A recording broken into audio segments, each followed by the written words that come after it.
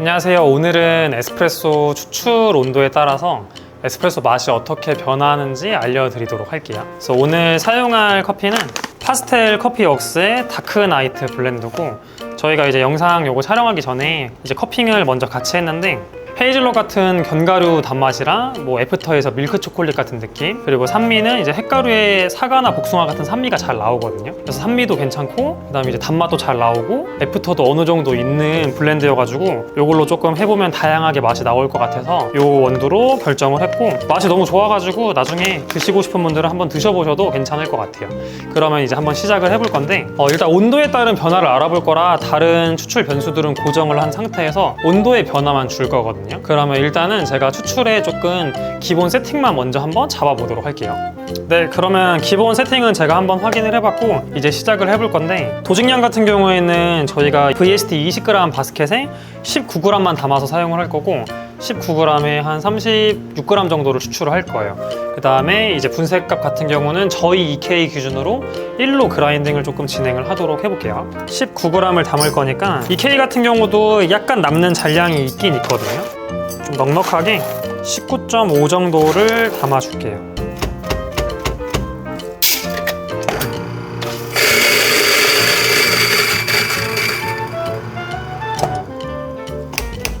딱 19g이거든요. 보증컵을 사용해서 담아줄 거고, 레벨링 툴을 일단 사용을 하긴 할 거거든요. 최대한 다른 변수들은 동일하게 진행을 하도록 하겠습니다.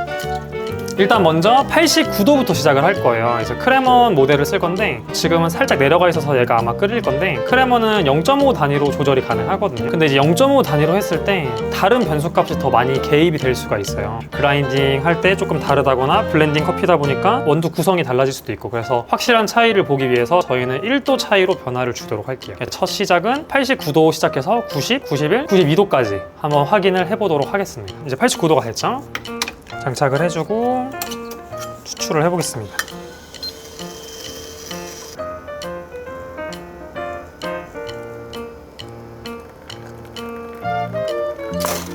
35g 정도 나왔는데 시간은 지금 한 21초 정도 걸렸고, 얘를 한번 에스프레소로 마셔볼게요.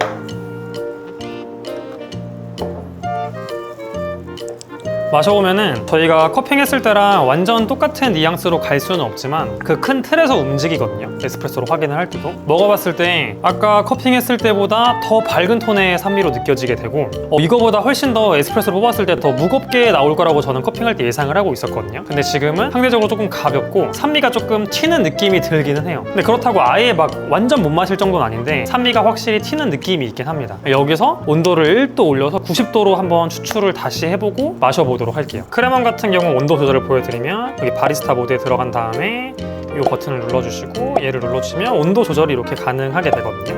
그래서 이제 내가 원하는 온도를 이런 식으로 설정을 할 수가 있어요. 그래서 90도로 맞춘 다음에 확인을 눌러주시면은 됩니다. 지금 90도로 맞춰져 있죠.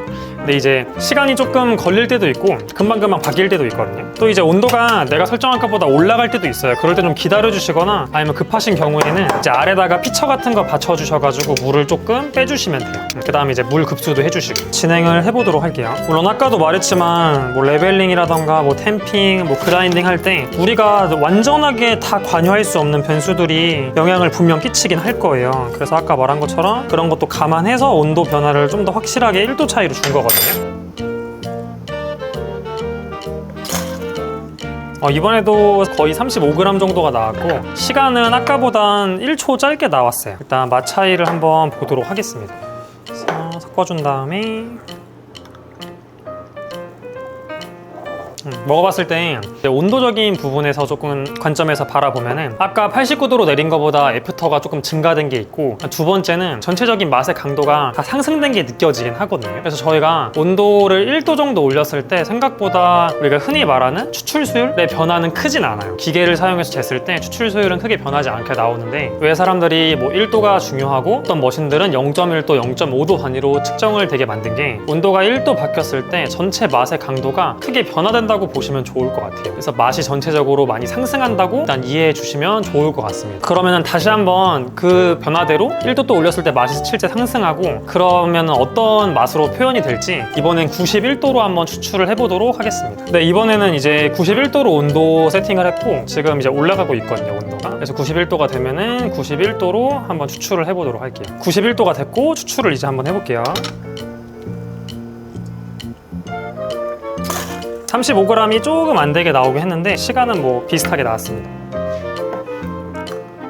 처음 세팅보다는 2도가 높은 이제 추출 온도인데 얘 같은 경우에는 어느 정도 정상적인 추출 흐름을 보였거든요. 그래서 89도랑 딱 비교했을 때 일단 산미톤이 많이 죽어들었어요. 많이 낮아졌고 단맛도 더 훨씬 올라오고 애프터의 느낌도 강해지면서 이 커피가 담고 있는 기분 나쁘지 않는 초콜릿 같은 약간의 쓴맛이 살짝 이제 올라오는 느낌이거든요. 그래서 이게 가장 89도보다 훨씬 더 밸런스 있다고 이야기할 수 있을 것 같아요. 그럼 이번에는 1도 또 올려서 92도로 한번 추출을 해볼게요. 자, 이번에는 92도로 온도 세팅을 했고 이번에도 온도가 되면은 바로 한번 추출을 해보도록 할게요. 92도가 됐고 추출 한번 해보도록 할게요.